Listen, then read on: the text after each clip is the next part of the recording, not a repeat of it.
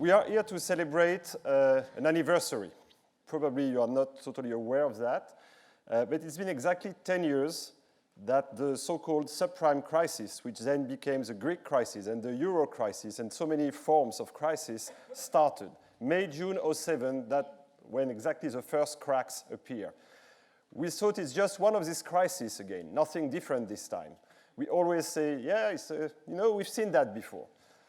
But I strongly believe this crisis is of the same magnitude, even if the consequences are not exactly the same as the big depression of the 1920s and 30s.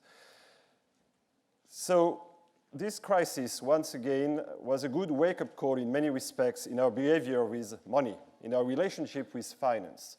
And it's time to think about a very old saying. We all know, sometimes we don't want to listen to it, but we all know that, as we know, money is a good servant and a poor, poor, poor master.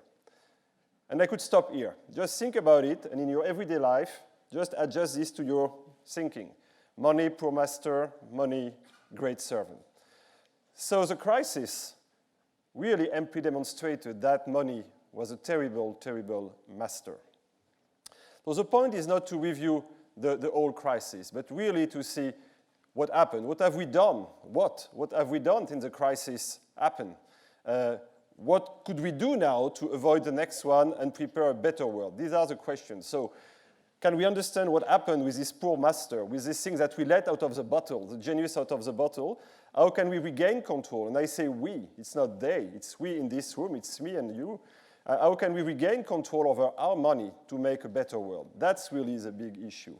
And let me mention as a reference one of the greatest economists of the last millennium, Saint Teresa of Avila in Spain, had this great description of money. She said money is a dung of evil, an excrement of evil. I don't want to use a more colorful word. But money is also an amazing manure, an amazing fertilizer. And we have to play the balance between these two things. So what happened? What happened in 2007, 8, 9, 10 until now? Again, plenty of books have been written. Plenty of PhD students will work forever on the causes and consequences of all this. That's not my point. I just want to highlight the fact that this crisis is really rooted in 4 dysfunctions that really were appearing in the very first year of the millennium. First, we had a crisis of regulation. I mean, we had this sequence. In 1971, the dollar could not be converted into gold anymore. And then we moved to the free float of currency. So everything was kind of moving around, and market was deciding. Then you opened the borders, free capital flows. Not that everything was bad. The problem is that when you let these things go without really control. And this, when the conservative revolution, or neoliberal revolution started, and we basically let this happen. And that's where people started to also go more into debt, etc. And this concept that, light regulation is okay because the bankers know, because capitalism knows, market knows better than government. Which is sometimes true, but let me put it this way, not always. And that's really what happened. So regulation was less and less adapted to a fast changing economic and financial landscape. So crisis of regulation. The rules were, in many circumstances, too lax and not adapted. Second, crisis of supervision. It's like when you're driving. It's not just to have a code. It's also needed to have good radars and policemen. So supervision was pretty weak in many countries. So regulation, supervision, not adapted. Innovation. I mean, people were selling innovation, which in many cases were useless. I mean, I wonder if somebody in this room knows what was the purpose of a CDO square based on subprime, which basically mobilized, hundreds of billions of dollars at that time. Was it really useful for us? Well, I see that your silence is quite obvious. So innovation really was also unleashed, limited control and limited impact on people. It was really money making money with money.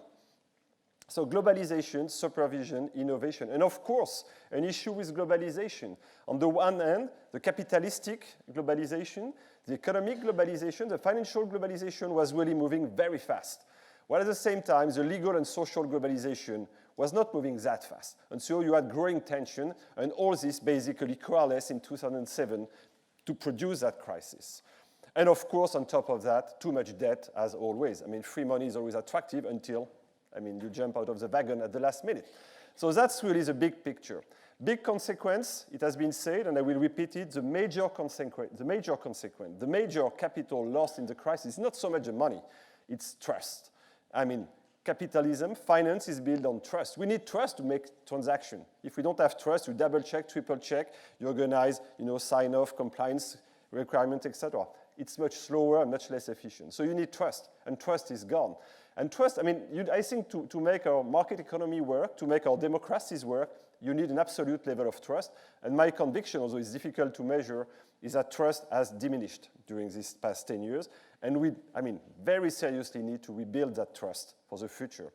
There have also been some technical adjustments.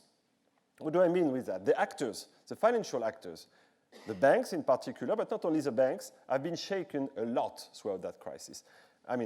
People see that banks still make good profits, but they make good profits out of a much bigger capital base. So to make $6 billion per annum out of a 20 billion capital base is not the same as doing 6 billion out of 60 billion capital base. So basically, the return on equity, the return of the banks has diminished severely. Banks are struggling, believe it or not, to maintain a sustainable profitability today. They are attacked by the fintechs. They are nervous about blockchain.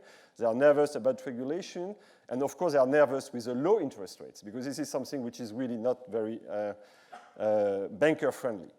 So that's really something where they have to adapt, and it's difficult for them to find their ways in that environment. And look at that, in many countries, banks are shutting down branches. What is very important is that the institutional investors are taking control. Money managed by investors managing third-party money has gone to $100 trillion. I guess nobody has a clue what $100 trillion is. Try to figure out the number of zeros and what you can buy with that. But that's what is happening. You have people managing today $1, $2, $3, $4, $5 trillion. So that's scary, but it's also promising. If these guys do the right thing, we never had these tools at our disposal, and that's part of my brief. So big shift. So the good news is that we are alive. 10 years after 2007 in 2017, we are not in 1939, 10 years after 1929. I don't think we are facing the prospect of a world war. The system is working. You can still go to the bakery with money and pay with your credit card, etc. All this is okay. The bad news is, and that's an important bad news, we just patched up the system. We repaired, we fixed this whole thing, but we don't have an holistic view. What is the backup that you need to develop the promising technology that were discussed before? That's really what is missing today. So how do we move there? Because if we don't move there, look at what's going on today. We are still very much in uncharted territories. We don't know where we're heading to. The recovery is there, but it's half what it was before the crisis. So we are satisfied with growth rates of 1 to 2% in the advanced economy compared to 2 to 3% before. That's an issue. You have political and social unrest. You have a tepid recovery. And you have nervousness also fueled by technological anxiety, etc. So it's a difficult moment. So my point, and that's my second part, is finance was definitely at the heart of the problem. Finance was part of the problem, but finance is a tool. It's nothing more than a tool. So as any tool, you can use it for the good things. So I have the strong conviction, and I don't say that for the forgiveness of my sins again, I have the strong conviction that finance properly utilized can be part of the solution and can be at the heart of the solution.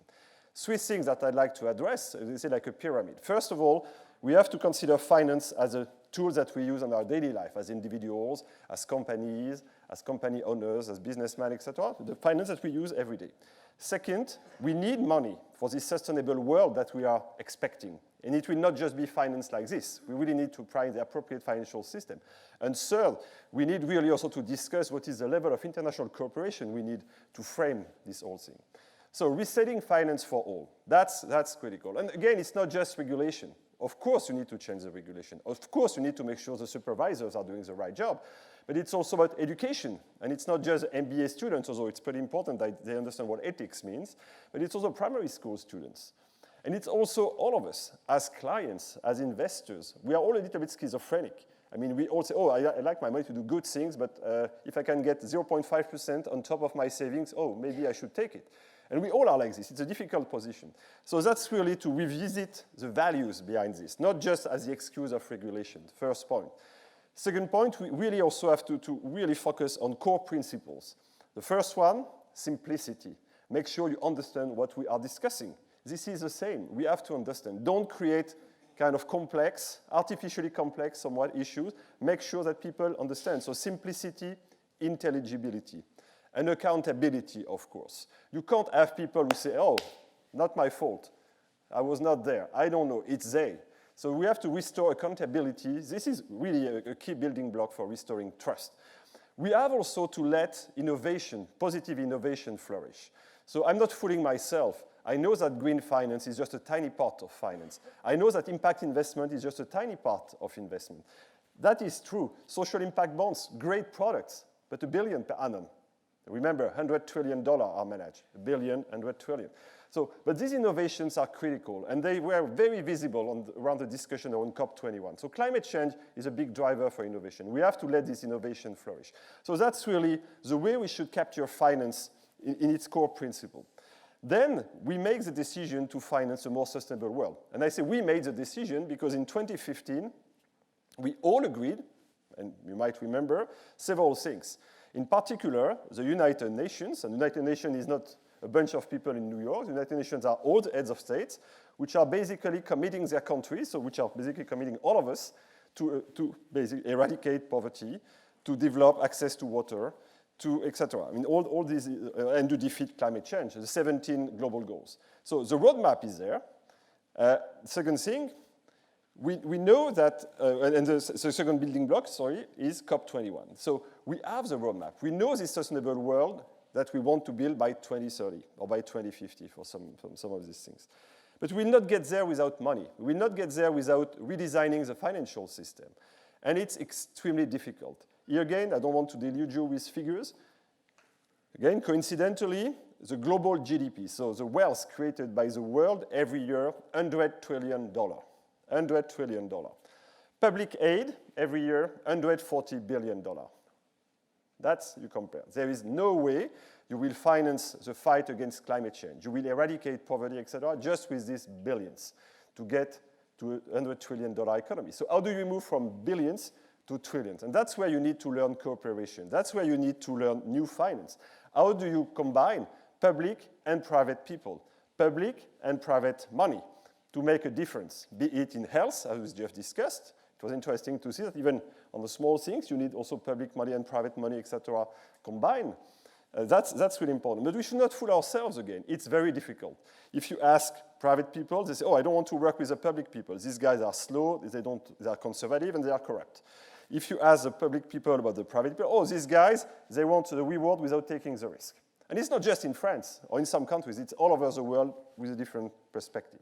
So we really have to address this to build the necessary skills, to build the necessary understanding that we will not finance a sustainable world if we don't address this at the roots, if we don't find the way to combine and join our forces in an appropriate manner, if we don't find the way that these $5 trillion managed by a single entity are not properly channeled to do the right thing. And that's important. This money is not some money managed out of New York or out of any places in the world. This is your money. This is the money you put in your life insurance. This is the money you put in your pension fund, in your banking account. Don't separate this from your mind. This is you in this room. This is me. That's a very important message. So if we want to channel the resources in that direction, we have to basically play our act. Third, and I will finish with that, it's really the overall framework. We need, because money is, if I can say, the most universal currency or the most universal value. Everywhere on earth you have money. Almost everywhere on earth you have money. So there is no way you can have 193 approach to what I've discussed. Money is circulating, so you need a level of cooperation. And that is what is at risk today. There are tensions. I mean, we see them everywhere. So we have to make sure that we find a way to cooperate and design the appropriate framework. Again, how do we want to finance our economies tomorrow? What is the role of banks? What is the role of pension funds? What is the role of investors? How do we organize this? What type of regulations, behavior, comportment? That will not come out of nowhere. So we have to organize a conversation. We also have to find global ways to handle issues like health, pandemics. Let me take an example. I mean, I worked quite extensively when I was at the World Bank on the fight against Ebola. There is no way in today's world that you will find an insurance product to insure Liberia against Ebola. It doesn't fly. But, I mean, since the Great Plague in 1348, We know what pandemics are. So you can really, you have series, etc. So you can really imagine a system through which you ensure the whole world against the pandemic. And of course, you will not ask Liberia to contribute as much as Germany, France, or the US. But that's a type of thing where you can build the tools. Insurance is a great tool. Capital markets are a great tool. So use them in that direction. I worked on road safety. You can exactly do the same. How do you mobilize money for road safety, for education, etc.? Every time you can combine the right tools and mobilize the right money. I was at the origin a long time ago of the tax on the plane ticket, so-called Chirac tax in France. This tax, where you pay €1 whenever you fly, is used to finance Unitaid and buy vaccines, for instance. So there are plenty of ways that we can address the question of financing global public goods and defeating global public bads. We have everybody around the table, the 20 most powerful heads of state, the 20 most powerful bankers, the 20 most powerful ministers of finance, and so on and so forth. So if they can't make a decision, who can make a decision? But these guys are responsible and accountable vis-à-vis you. And that's where I want to conclude. We are at a crossroads. The temptation to kind of renege on the commitment we made in 2015, well, COP21, you know, global goals, oh, they are great, ambitious, but can we get there? Not sure, and so on and so forth. So this is really the kind of natural tendency. Other side of the crossroads is really to take, the eye line and say, no, we really want finance to be a different tool in our daily life. We really want to be capable of mobilizing these trillions of dollars which are available and which now borrow 0% interest rate German bonds or Japanese bond or Swiss bond. And we want this money to be utilized for energy, health, or agriculture in Africa, India, or Latin America. This is a crossroads we are at.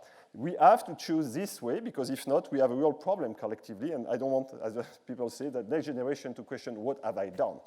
And it's not a question for the G20 leaders, it's a question for all of us. We have the capacity, including through social networks, votes, etc., to be responsible investors, consumers, citizens. It's not just they, it's you, it's me, it's we together. We have one life and one world. Thank you very much.